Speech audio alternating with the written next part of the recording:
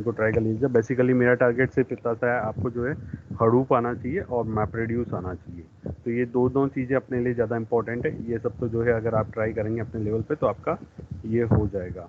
तो जैसे H base था, एच बेस पर्टिकुलरली अगर डेटा जो है आपका टेबुलर फॉर्म में है तो आपका जो है उसको जो है, या टेबुलर फॉर्म में अगर आपको सेव करना है आपका हडूप के ऊपर और HDFS के ऊपर, तो पर्टिकुलर आपका एच बेस जो है आपका यूज़ होता है। सो एच बेस जो है वो नोएसक्यूएल टाइप का जो है एक तरीके से डेटाबेस है। तो जो मेन आपका इसके अंदर जो इम्पोर्टेंट चीज़ है वो आपका जो वो है एच बेस का प्रॉपर्टी है, वो आपका है कि जनरली आपका जो HDFS है वो आपका सिर्फ स्टोरेज पर्पज या फिर है ना generally once write and multiple read purpose से जो है आपका प्रेफर किया जाता है। मतलब आपका जो उसकी एफिशिएंसी बोलें या फिर जो बोलें उसकी परफॉर्मेंस है, H base and multiple read वाले कंसेप्ट में जो है आप जो है उसको प्रेफर करते हैं। और अगर आपको जो है पर्टिकुलर रीड एंड राइट जो है अगर आपको परफॉर्म करने हैं और रैंडम रीड्स एंड राइट्स अगर आपको परफॉर्म करने हैं तो वो आपको जो है उस केस में जो है आपको एच बेस जो है आपका प्रेफर होता है। और पर्टिकुलर जो है अगर रो और कॉलम बेस्ड अगर डेटा है तो उसको जो है आपका सेव करने के लिए ये जो है यूज़ कर सकते हैं। तो इसकी कुछ प्रॉपर्टीज़ हैं, ये आपको पता होनी चाहिए और इसका जो है आपको बेसिक नॉलेज होना चाहिए। ये चीज़ें हैं इसके अंदर और इस तरीके से जो है आपका ये स्पेसिफिक पर्पस से जो है यूज़ हो जाता है। देन आपका हाइव इंटरफेस होता है, ठीक है। तो हाइव इंटरफेस में जो है आप जो भी डेटा जो आप सेव कर रहे हैं इसके अंदर पर्टिकुलरली जो है एच बेस यूज़ करके उसके ऊपर जो है आप एसक्यूएल क्वेरीज जो है आपका यूज़ कर सकते हैं। और मैप रिड्यूस के अंदर भी जो है इस तरह की क्वेरीज जो है आप परफॉर्म कर सकते हैं। और इसको बेसिकली बोल सकते हैं आप डिस्ट्रीब्यूटेड इन्वायरमेंट में जो भी जैसे नोड्स हैं जिन पे भी आपने डेटा को पुट किया है उनके ऊपर जो है इंडिविजुअली जाके अगर कोई क्वेरी वगैरह परफॉर्म करना है तो वो चीज़ जो है आप इसके अंदर परफॉर्म कर सकते हैं। मतलब ये पर्टिकुलर उन लोगों के लिए जो है इस तक इंटरफेस बेटर रहता है जिनको जो है आपका पर्टिकुलर क्वेरीज और इनके बारे में ज़्यादा अच्छे से जो है नॉलेज होता है। किसी को अगर डेटा फ्लो लैंग्वेज आता है, थोड़ा उस तरह की चीज़ें आती हैं तो इस तरह की पर्टिकुलर कमांड्स और इस तरह की चीज़ों में जो है इंटरेस्ट रहता है तो वो जो है पर्टिकुलर डेटा फ्लो वाला कंसेप्ट जो है आपका यूज़ कर सकते हैं। तो उसके लिए पिगलेटिंग जो है आपका यूज़ होता है। पिगलेटिंग इंटरफेस के अंदर जो है इसकी अलग से प्रोग्रामिंग है, उसके थ्रू आप इसको जो है यूज़ कर सकते हैं। और सर्टेन क्वेरीज ही हैं, ये भी एक तरह का कि भाई डेटा के ऊपर कुछ क्वेरीज रन करनी है या मैप रेड्यूस के कुछ प्रोग्राम्स आपको रन करने हैं तो वो आप जो है इसके थ्रू कर सकते हैं। ऐसे ही जो है आपका एम्पाला भी एक और है, ठीक है। तो इसको आप देख लीजिएगा, ठीक है। तो इसमें कुछ ज़्यादा नहीं है। बेसिकली जो आपका एक और इम्पॉर्टेंट है वो आपका स्कूप है, ठीक है। तो स्कूप जो है आपका पर्टिकुलरली पूरे के पूरे डेटा बेसिस की फॉर्म में जो है अगर आपको डेटा को सेव करना है और उसको जो है एक्सेस करना है और यूज़ करना है और कमांड लाइन इंटरफेस के थ्रू उसको जो है एक्सेस करना है तो आप उसके थ्रू कर सकते हैं। जिसको बेसिकली जिसको कमांड लाइन इंटरफेस अगर अच्छे से आता है और उसके थ्रू जो है आप उसको डेटा को एक्सेस करना चाहते हैं या सेव करना चाहते हैं तो वो आप इसके थ्रू कर सकते हैं। डिफरेंट आपके जो है डिफरेंट डिफरेंट कंसेप्ट हैं इसके। तो ये इंटरफेस रिलेटेड ही है, बाकी सब चीज़ें जो मेन कोर कंपोनेंट है वो तो आपके सिर्फ दो ही हैं और वो आपको पता होने चाहिए। और बाकी चीज़ें जो है अगर आपको जिस टाइप की टेक्नोलॉजी या जिस टाइप की टर्म्स अगर आपको आती हैं उस पर बेस्ड जो है आपके इंटरफेसेस फॉर्म हो जाते हैं और उस अकॉर्डिंग जो है यूजर्स आपके बन जाते हैं।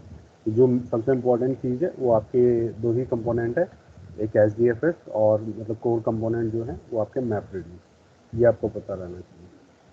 तो इसके आगे का कंटेंट अपन जो है अब जो है आप लोग अपने लेवल पर इसको ट्राई कर लीजिएगा एक बार। और किसी को कोई प्रॉब्लम आता है इनके अंदर तो वो एक बार मुझे पूछ सकते हैं, ठीक है।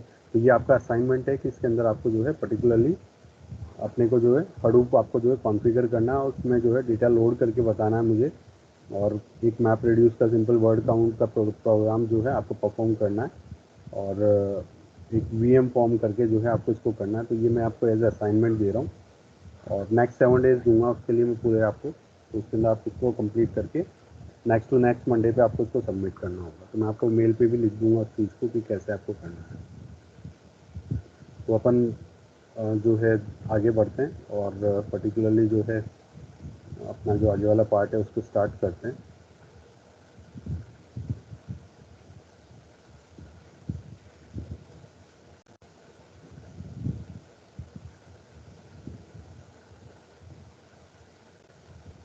ओके, सो नेक्स्ट अपना है एडवांस एनालिटिक्स। तो एडवांस एनालिटिक्स में बेसिकली ये है कि अपने को जो भी मशीन लर्निंग एल्गोरिथम्स हैं उनके बारे में देखना है कि अपन उनको जो है कैसे अप्लाई कर सकते हैं और किन कंडीशन में या किस तरह की प्रॉब्लम में जो है अपने को उनको यूज़ करना चाहिए। तो अपना बेसिकली अपने जो है 2 स्टेप्स अपने कंप्लीट हो चुके हैं एक तरीके से, data discovery and data preparation. और उसके अलावा जो है डेटा प्रिपरेशन के अंदर जो है मैंने आपको एडिशनली, अगर आपको कहीं डिस्ट्रीब्यूटेड कंप्यूटिंग की रिक्वायरमेंट है तो उसके अकॉर्डिंग जो है आपका ये पर्टिकुलरली जो है आपका हडूप आपको जो है उसमें इंक्लूड किया हुआ है। तो ये 3 चीज़ें आपको याद रखनी है कि भाई data discovery and data preparation phase आपका पूरा हो गया है और आपका हडूप जो है उसके अंदर इंक्लूड हो गया है। अब जो आपका नेक्स्ट स्टेप है वो है मॉडल प्लानिंग। तो मॉडल प्लानिंग के अंदर सबसे इम्पॉर्टेंट चीज़ होती है कि आपका जिस टाइप का डेटा है उस पर किस तरीके का मॉडल जो है आप अप्लाई कर सकते हैं, वो आपको सेलेक्ट करना आना चाहिए। तो जनरली सबसे बड़ा प्रॉब्लम यही रहता है कि डेटा तो सभी लोग यूज़ कर लेते हैं या कलेक्ट कर लेते हैं, लेकिन किसी को, बहुत कम लोगों को ये समझ में आता है कि पर्टिकुलर मुझे किस टाइप का डेटा है जो उस पर किस टाइप का जो है आपको मॉडल या फिर किस तरह का जो है वो प्रॉब्लम है, उसके अकॉर्डिंग मुझे कौन सा एल्गोरिथम उस पर अप्लाई करना चाहिए। बिकॉज जो है जैसे अगर आपको डेटा के बारे में नॉलेज नहीं होती है तो आप ये नहीं बता सकते कि बेसिकली आपका जो है प्रॉब्लम किस टाइप का है, या प्रॉब्लम की नॉलेज नहीं होती है तो ये नहीं बता सकते कि आप किस टाइप का उस पर जो है सॉल्यूशन अप्लाई कर सकते हैं। सो जैसे यहाँ पे पर्टिकुलर अगर क्लस्टरिंग टाइप का या कैटेगराइजेशन टाइप का जो है अगर प्रॉब्लम है और अगर वो न्यूमेरिकल डेटा है और क्या फीचर्स आपके न्यूमेरिकल हैं तो आप हो सकता है उस पर की मीन्स क्लस्टरिंग जो है आप अप्लाई कर सकते हैं। जैसे इसके अलावा अगर मान लो आपके पास मार्केट बास्केट प्रॉब्लम है और उसके अंदर जो है अगर आपको मल्टीपल प्रोडक्ट्स या मल्टीपल चीज़ों के बीच में रिलेशंस या एसोसिएशन रूल्स जो है वो आपको आइडेंटिफाई करने हैं, तो पर्टिकुलरली आप जो है एसोसिएशन रूल्स वाली जो एल्गोरिथम्स हैं उनको जो है आप यूज़ करेंगे। तो जैसे एप्रायरी एल्गोरिथम अपना यूज़ करते हैं अपन, एप्रायरी के अंदर बेसिकली अपना मार्केट बास्केट प्रॉब्लम है वो आपका यूज़ होता है। थर्ड टाइप की प्रॉब्लम्स होती है कि आपको जो है मल्टीपल वेरिएबल्स के बीच में जो है कोई रिलेशन आइडेंटिफाई करना है। ठीक है, रिलेशन का मीनिंग है कि आइदर जो है दो वेरिएबल हो सकते हैं, न्यूमेरिक वेरिएबल्स, उनके बीच में अगर कोई रिलेशन आपका जो है एग्जिस्ट कर रहा है, वो किस तरीके से वन को अगर वेरी करते हैं तो सेकंड कैसे वेरी हो रहा है, या उसका सेकंड पे क्या इम्पैक्ट आ रहा है, या मल्टीपल वेरिएबल्स की वजह से जो है आपका किसी वेरिएबल पे क्या इम्पैक्ट आ रहा है। तो उस चीज़ को अगर आपको एनालाइज करना है तो उसमें पर्टिकुलरली आपका रिग्रेशन टाइप के मॉडल्स जो है आपके यूज़ होते हैं। और जनरली अपन जो है हो सकता है कि पर्टिकुलर लीनियर रिग्रेशन जो है अगर है लीनियर रिलेशन या तो लीनियर मॉडल अपने को अप्लाई करना है तो लीनियर रिग्रेशन अपन वहाँ पर अप्लाई कर सकते हैं। अगर वहाँ पे सिर्फ आउटपुट आए 0 या 1, यस या नो है, तो आप जो है उसमें लॉजिस्टिक रिग्रेशन भी जो है अप्लाई कर सकते हैं। सो लॉजिस्टिक रिग्रेशन बेसिकली आपका ये यूज़ होता है कि आधा जो है यस या नो या फिर बोलना चाहिए कि 0 या 1, आपके दो ही उसके अंदर रिजल्ट्स जो है एग्जिस्ट करते हैं, मतलब ओनली टू आउटकम्स ही उसके अंदर एग्जिस्ट कर रहे हैं। बट जो है जो वैल्यूज़ हैं वो आपका हो सकता है न्यूमेरिकल हो, तो वो पर्टिकुलरली उन केस में जो है अपन जो है लॉजिस्टिक रिग्रेशन यूज़ करेंगे। हर एक केस में अगर जो है जैसे यहाँ पे क्लासिफिकेशन हो तो वहाँ पे नहीं कर सकते। तो क्लासिफिकेशन से जहाँ पे न्यूमेरिक डेटा नहीं है वहाँ पे जो है लेबल डेटा है और जो है आपकी वैल्यूज़ जो है लेबल्ड हैं, टेक्स्ट टाइप का डेटा है, न्यूमेरिक वैल्यूज़ नहीं है, तो वहाँ पर्टिकुलर क्लासिफिकेशन टाइप की प्रॉब्लम्स जो है आप वहाँ पे अदर एल्गोरिथम्स आपको अप्लाई करना होगा। तो लॉजिस्टिक रिग्रेशन दोनों में आता है। एक चीज़ याद रखिएगा, इंपॉर्टेंट चीज़ है ये, लॉजिस्टिक रिग्रेशन आपका क्लासिफिकेशन टाइप की प्रॉब्लम्स के लिए भी यूज़ होता है और आपका रिग्रेशन टाइप की प्रॉब्लम्स के लिए भी आपका यूज़ होता है। तो जो पर्टिकुलर क्लासिफिकेशन वाली हैं उनके लिए जो है अपने अदर एल्गोरिथम से जहाँ पे आपके क्लासीफायर्स यूज़ हो रहे हैं, कैटेगराइजेशन या इस तरह की चीज़ें हैं, तो वहाँ पे जो है आपका नेवी बेस जहाँ पे अपने को कोई टैगिंग या फिर इस तरह का असाइन करना है, तो वहाँ पे जो है आपके नेवी बेस या फिर डिसीजन रूल जो है आपके अप्लाई होते हैं। तो नेवी बेस के भी अलग केस है कि नेवी बेस कहाँ पे अप्लाई होगा, कहाँ पे नहीं होगा, कहाँ पे डिसीजन ट्री होगा आपका प्रेफर करेंगे, कहाँ पे आप डिसीजन ट्री को प्रेफर नहीं करेंगे। तो वो भी आपका जो है एक इम्पॉर्टेंट टर्म है कि आपको आइडेंटिफाई करना आना चाहिए कि पर्टिकुलर किन कंडीशंस में मुझे नेवी बेस को आपका अप्लाई करना है, कहाँ पे नहीं करना है, कहाँ पे आप डिसीजन ट्री यूज़ कर सकते हैं, कहाँ पे नहीं कर सकते हैं। तो वो वेरी करता है कि किस टाइप की आपकी प्रॉब्लम्स है और कहाँ पे जो है बैटर कौन सा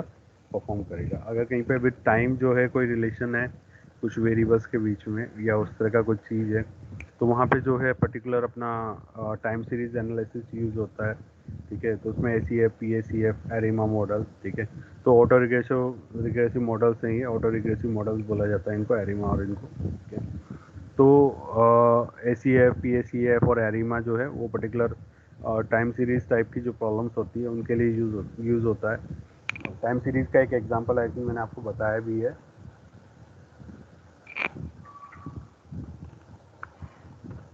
पर्टिकुलरली जो एक फ्लाइट वाला एग्जांपल, फ्लाइट लोड या फिर एयर पैसेंजर लोड वाला एक एग्जांपल मैंने आपको बताया था कि विद टाइम वो इंक्रीज हो रहा था और उसके साथ साथ उसका जो है पर्टिकुलर सीजनल कंपोनेंट भी उसके अंदर एग्जिस्ट कर रहा था। तो वो पर्टिकुलरली जो प्रॉब्लम है वो आपका टाइम सीरीज एनालिसिस के अंदर काउंट होती है। नेक्स्ट है आपका text analysis. Particular text analysis type की प्रॉब्लम्स जो हैं वो आपकी अगर आपको जो है जैसे पर्टिकुलरली जो है आपको टेक्स्ट पे अगर वर्क करना है और उसकी उस टाइप की जो है चीज़ें अगर आपकी हैं तो वो टेक्स्ट एनालिटिक्स आपका जो है उसके अंदर यूज़ होता है। तो जैसे NLP वगैरह जो है उस टाइप की प्रॉब्लम्स, NLP की प्रॉब्लम्स और ये सब जो है आपकी रेगुलर एक्सप्रेशंस, TF-IDF, ये सब चीज़ें जो है आपका टेक्स्ट एनालिटिक्स वाले पार्ट के अंदर जो है अपन कंसिडर करते हैं। तो जनरली जैसे अगर मैं एग्जांपल दूं तो कंपनीज जो है अपने रिव्यूज़ को ऑनलाइन हमेशा मॉनिटर करती रहती हैं। तो अगर किसी को भी कोई कंप्लेन करना आता है तो वो ट्विटर वगैरह को यूज़ करके और कंप्लेन कर देते हैं, और उनका जो है हो सकता है बहुत ज़्यादा जो है इम्पैक्ट भी आता है। बिकॉज अगर जो है कोई अगर किसी के लिए नेगेटिव कमेंट जो है पर्टिकुलर प्रोडक्ट के लिए अगर कोई ऑनलाइन पोस्ट कर देता है तो कंपनीज का बहुत जल्दी कॉल आ जाता है उनको सॉल्व करने के लिए या क्या प्रॉब्लम उसको अटेंड करने के लिए। वो बिकॉज वो उससे उनका जो है मार्केट जो है डिपेंड करता है और बहुत ज़्यादा उसका इम्पैक्ट आता है। तो वो इन चीज़ों को रेगुलरली मॉनिटर करती रहती हैं और उनको जो है आपका सॉल्व करती हैं जितना जल्दी हो सके उतना। ठीक है, तो वो इसीलिए करती हैं कि उससे उनको जो है उनके बिजनेस में इम्पैक्ट आता है और वो इन चीज़ों को कंटिन्यूसली मॉनिटर भी करती हैं। इसके अलावा पर्टिकुलर अगर जो है किसी भी प्रोडक्ट के रिव्यूज़ वगैरह आपको जो है पता करने हैं और पर्टिकुलर जो है अगर आपको उनका एनालिसिस करना है तो वो भी आप जो है कर सकते हैं और टैक्स एनालिटिक्स उसके अंदर जो है पर्टिकुलरली यूज़ होता है। तो रिव्यू समरी बनाना है या कितने पॉजिटिव कमेंट्स मिले हैं, क्या नेगेटिव कमेंट्स मिले हैं, कुछ अगर आपको जो है डीबगिंग या कोई पर्टिकुलर जो है बोलना चाहिए कि कोई एरर जो है या उससे रिलेटेड कोई आपको जो है रिजल्ट्स अगर आइडेंटिफाई करने हैं तो उसके अंदर भी ये यूज़ होते हैं। और पर्टिकुलर जो है बोलना चाहिए कि ये आइडेंटिफाई करने के लिए भी यूज़ होते हैं किस प्रोडक्ट में किस टाइप की प्रॉब्लम्स हैं या उसमें इन जनरल किस टाइप की प्रॉब्लम्स जो हैं आपकी आ रही हैं। तो वो उस टाइप के एनालिसिस भी जो है आपके पर्टिकुलर टैक्स एनालिटिक्स के थ्रू जो है आपके किए जाते हैं। तो फर्स्ट अपन देखेंगे, सबसे पहले जो है अपन की मीन्स क्लस्टरिंग से जो है आपका स्टार्ट करेंगे और आपको जो है इससे रिलेटेड न्यूमेरिकल्स भी सॉल्व करने हैं इसके अंदर। तो न्यूमेरिकल पार्ट भी इसके अंदर आपका जो है आपका यूज़ होगा। तो क्लस्टरिंग क्या होती है? क्लस्टरिंग बेसिकली जो है, अच्छा एक इम्पॉर्टेंट टर्म है यहाँ पे, एक होता है सुपरवाइज लर्निंग, एक होता है अनसुपरवाइज लर्निंग। तो स्टूडेंट्स आप में से कोई बताना चाहेगा what is supervise learning and what is unsupervise learning?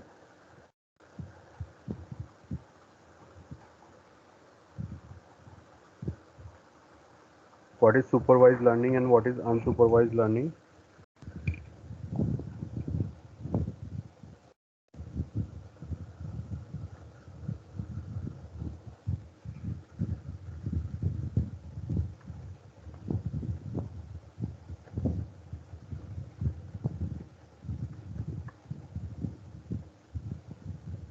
Yes students, कोई भी आप लोगों में से?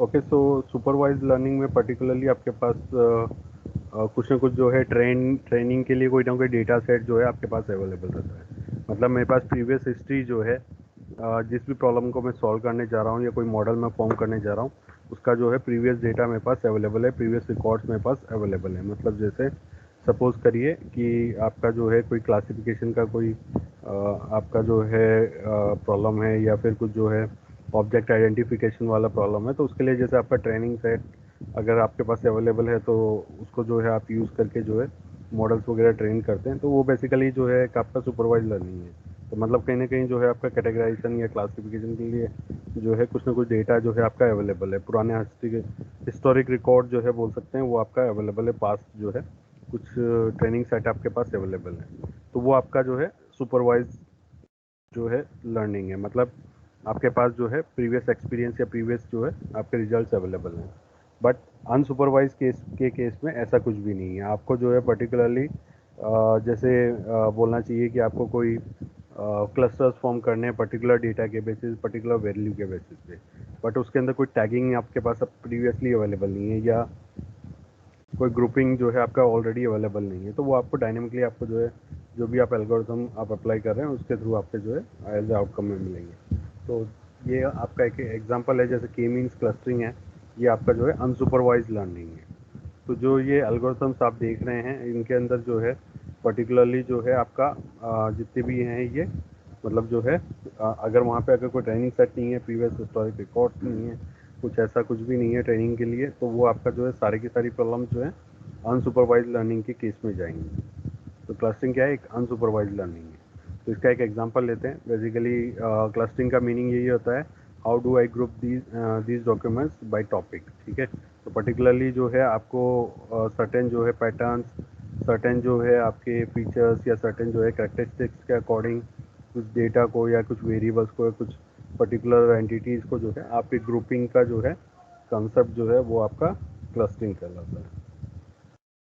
तो अपन जो है पर्टिकुलर क्लस्टरिंग में से जो है सिर्फ के मीन्स क्लस्टरिंग आपका जो है यूज़ कर रही है। तो क्लस्टरिंग जो है जनरली जो है आपका जो है हमेशा मतलब आपका न्यूमेरिक डेटा पे जो आप उसको के मीन्स को जो है अप्लाई कर सकते हैं, बिकॉज के मीन्स का मीनिंग ही यही हो गया कि आपको जो है कहीं ना कहीं जो है कोई मीन या फिर कुछ जो है इस तरह की टर्म जो है आपको कैलकुलेट करना है। सो कोई ना कोई जो है किसी ऑब्जेक्ट्स के कोई मेजरमेंट्स या कुछ उसके फीचर्स या कुछ न्यूमेरिक वैल्यूज जो है वो आपकी वहाँ पे अवेलेबल होगी, और उन वैल्यूज़ के बेसिस पे जो है आप कुछ ना कुछ जो है उनके सेंट्रोइड्स जो है आपके कैलकुलेट करेंगे। तो ये जो सेंट्रोइड्स है वो बेसिकली मीन ही है जो भी वैल्यूज़ है उनके, और उसी के बेसिस पे जो है आपका इनका क्लासिफिकेशन जो है आपका होगा और यह क्लस्टर्स जो है आपके फॉर्म होंगे।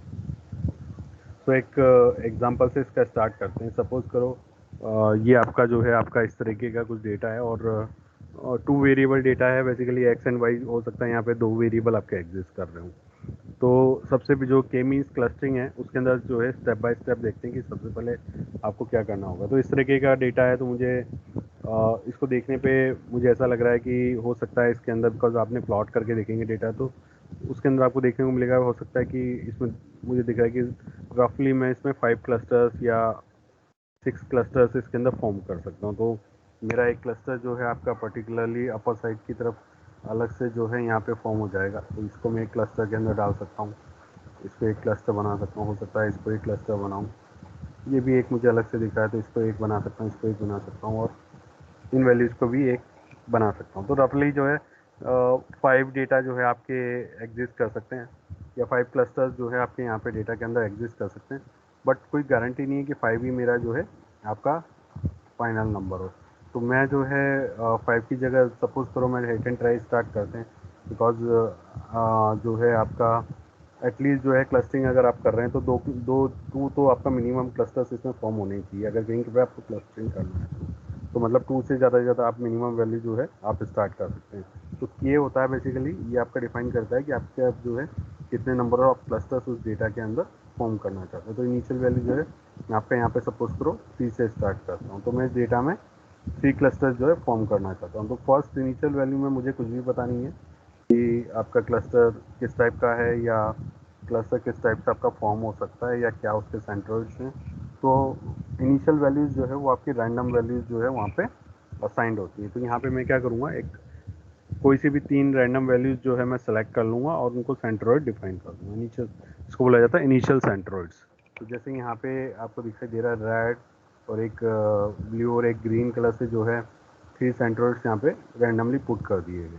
ठीक है, तो ये रैंडम वैल्यूज़ हैं, हो सकता है आप इनको खुद कैलकुलेट कर रहे हो या फिर डेटा सेट में से कोई भी 3 वैल्यूज़ आप जो है वो आपकी जो है रैंडमली सेलेक्ट कर सकते हैं। ठीक है, तो ये 3 रैंडम वैल्यूज़ हैं जो मैंने पुट कर दी। अब मेरा नेक्स्ट स्टेप होता है इसके अंदर कि मुझे ये जो डेटा है इसे अलोकेट करना है। तो जैसे मैं इस सेंट्रोइड को जो है अलोकेट करना चाहता हूँ इन पॉइंट्स को। तो वो होता है बेसिकली उन पॉइंट्स के इन सेंट्रोइड से डिस्टेंस के बेसिस पे। तो जो भी आपका जो है सबसे नियर बाई जिसका जो सेंट्रोइड होगा, जो भी सेंट्रोइड होगा, हर एक पॉइंट का आप सभी सेंट्रोइड से डिस्टेंस कैलकुलेट करेंगे और जो सबसे नियर बाई होगा उसको जो है वो पर्टिकुलर सेंट्रोइड जो है आप अलोकेट कर देंगे। तो ये जितने भी देखेंगे आप, तो आपको देखने को मिल रहा है कि भाई, तो ये सारे पॉइंट्स लगभग लगभग जो है आपके रेड वाले के क्लोज में हैं। तो ये सब हो सकता है आपके ग्रीन वाले के क्लोज में हैं, सॉरी ब्लू वाले के क्लोज में हैं, और ये हो सकता है आपके कुछ पॉइंट्स आपके ग्रीन वाले के क्लोज में हैं। तो ऐसे जो है आप जो जो सेंट्रोइड जो भी पॉइंट आपके हैं वो जिसके क्लोज में होंगे उसको जो है आप पर्टिकुलरली उस क्लस्टर को इनको जो है असाइन कर देंगे, उस सेंट्रोइड को जो है इनको असाइन कर देंगे। तो जैसे यहाँ पे आपका नीचे आपको दिखाई दे रहा है कि भाई ये सारे रेड वाले हो गए, ये सारे ब्लू वाले असाइनमेंट हो गया, और ये ग्रीन वाला असाइनमेंट हो गया। तो ये मैंने क्लस्टरिंग कर दी और मैंने अपने डेटा को जो है इन सेंट्रोइड के अकॉर्डिंग जो है मैंने अलोकेट कर दिया। नेक्स्ट स्टेप होता है, ये जो डेटा फॉर्म हो गया है, ये जो क्लस्टरिंग आपकी हो गई है, इनके ओरिजिनल सेंट्रोइड कैलकुलेट करना हो। तो जो स्टेप 3 होता है उसके अंदर अपन जो है इनके ओरिजिनल सेंट्रोइड कैलकुलेट करते हैं। तो इनिशियल सेंट्रोइड आपका रेड वाला समथिंग यहाँ बनाया था और मैंने ग्रीन वाला ब्लू वाला समथिंग इधर था और ग्रीन वाला समथिंग कहीं और था। तो आपका जो है ये देखने को मिला कि भाई जब मैंने उनके ओरिजिनल सेंट्रोइड कैलकुलेट करे उस डेटा सेट के, तो थोड़ा सा रेड वाला ऊपर की तरफ शिफ्ट हो गया, ग्रीन वाला ब्लू वाला सॉरी इधर शिफ्ट हो गया, और ग्रीन वाला थोड़ा अपर साइड पे आपका जो है शिफ्ट हो गया। तो इस तरीके से जो है फिर से जो है मैं आप क्या करूँगा, फिर से जो है रीअलोकेशन करूँगा। तो बिकॉज मेरे सेंट्रोइड अब चेंज हो गए हैं, तो फिर से मैंने रीअलोकेशन किया। तो अब जो है आपको देखने को मिला कि ये और ऊपर की तरफ चले गए, और नेक्स्ट सेंट्रोइड जो है हो सकता है कुछ और ऊपर की तरफ खिसक जाए। तो मतलब कहने का मीनिंग ये है कि जो वैल्यूज़ हैं वो आपका जो है एक्चुअल उनके सेंट्रोइड की तरफ शिफ्ट होने लग जाएंगी, जैसे जैसे जैसे आपके रीअलोकेशंस और ये जो स्टेप्स हैं ये आप जो है रिपीट करते जाएंगे। तो फाइनली एक स्टेज के बाद ऐसा हो जाएगा कि जो भी आपका सेंट्रोइड बनाया है वो आपका फाइनल सेंट्रोइड हो जाएगा, और आप कितनी बार उसके बाद जो है इटरेशंस परफॉर्म करें वो आपका चेंज नहीं होगा। तो मतलब वो आपका फाइनल सॉल्यूशन है, और उसके बाद जो है कोई चेंज नहीं होगा, या फिर आपका जो है consistently same centroid as a वो रिटर्न करने लग जाएगा। तो इसलिए जो है लास्ट स्टेप यही है, अगर लास्ट वाला सेंट्रोइड और करंट वाला सेंट्रोइड कैलकुलेट होके अगर सेम वैल्यूज़ दे रहा है तो आपको जो है उसको स्टेप को यहीं पे स्टॉप कर देना है और दोबारा से उनको रिपीट नहीं करना है। तो ये बेसिक कंसेप्ट है इसका, और इसके एक एग्जांपल से अपन इसको जो है देखते हैं, एक न्यूमेरिक एग्जांपल से कि अपन इसको जो है पर्टिकुलरली कैसे जो है यूज़ करते हैं इस एल्गोरिथम को।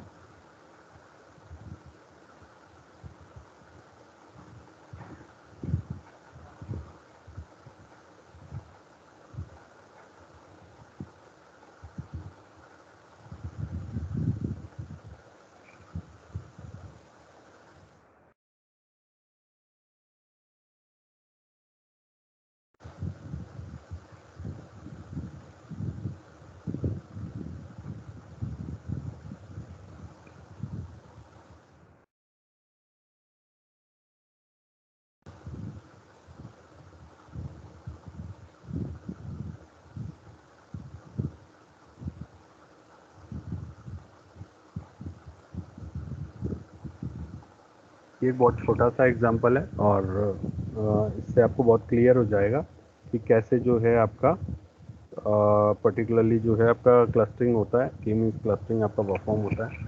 जैसे इसके अंदर ओनली 4 डेटा आपका अवेलेबल है, सैम्पल ही है मतलब वो, ताकि क्या कि कैलकुलेशन जो है बहुत ज़्यादा कॉम्प्लिकेटेड ना हो और आप जो है इसको बहुत ईजिली जो है समझ सकें। तो जैसे यहाँ पे 4 पॉइंट्स हैं A, B and C and D। तो ये कुछ भी पैरामीटर्स हो सकते हैं, जैसे किसी का भी डेटा सेट हो सकता है ये। तो यहाँ पे पर्टिकुलर मुझे इनसे मतलब नहीं है कि भाई ये क्या है और क्या नहीं है, मैं सिर्फ इनकी जो वैल्यूज़ है उनसे मुझे मीनिंग है। और ये टू बिकॉज यहाँ पे सिर्फ एक्स एंड वाई 2 वैल्यूज़ हैं, तो अपन उसको जो है पर्टिकुलरली अपने जो है ग्राफ में प्लॉट कर सकते हैं, उनको देख सकते हैं। तो मेरा ए यहाँ पे है, ए की वैल्यू है 1 1।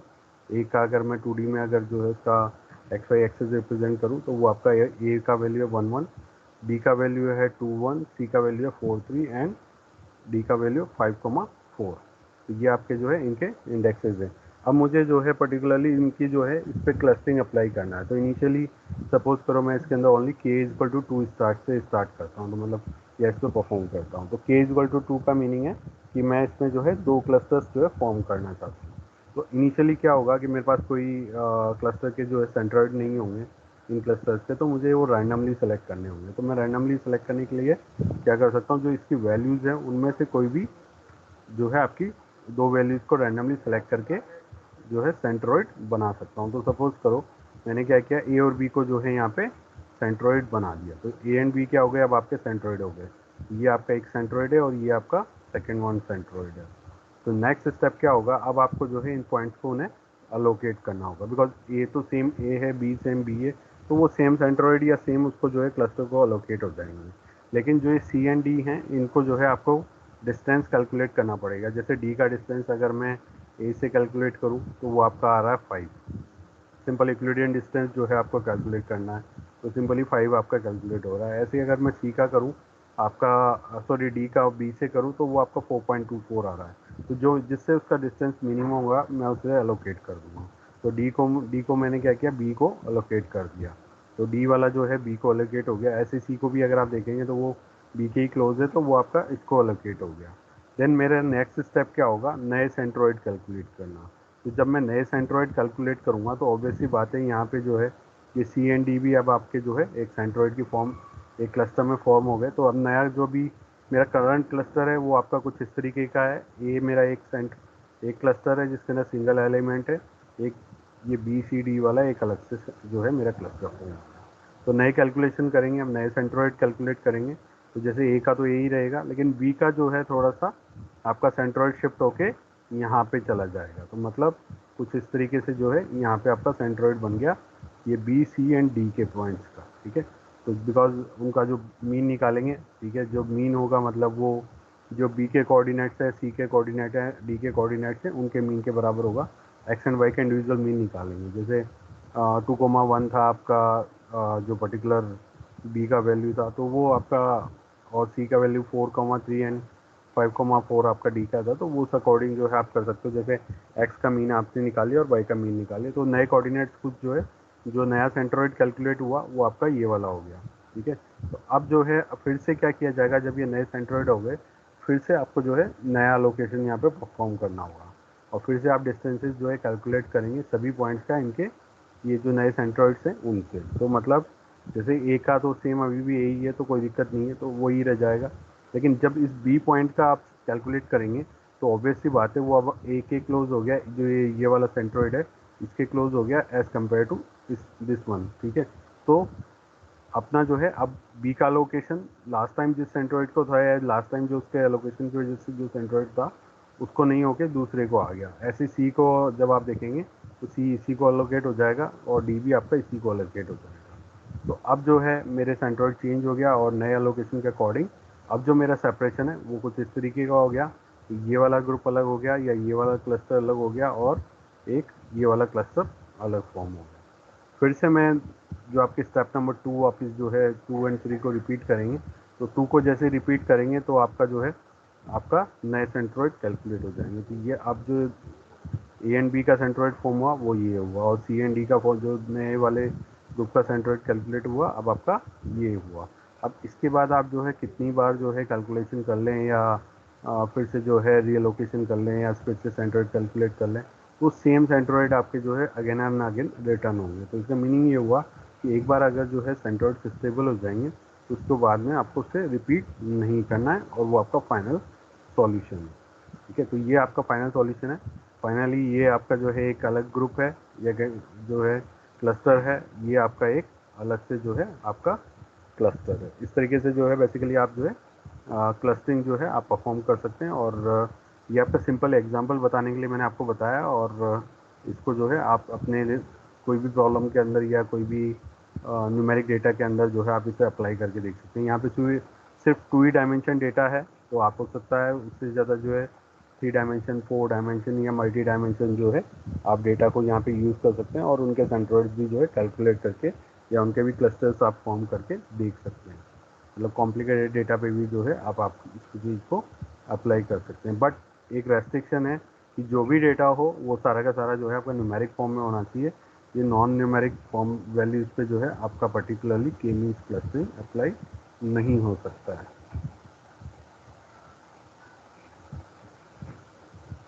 Okay students, I think time भी हो गया है। कुछ एक आपको डेटा सेट में आपको प्रोवाइड कर दूंगा, उस पर आपको जो है के मीन्स आपको अप्लाई करके लाना है। नेक्स्ट लेक्चर में भी अपन के मीन्स को ये एक बार कंटिन्यू करेंगे।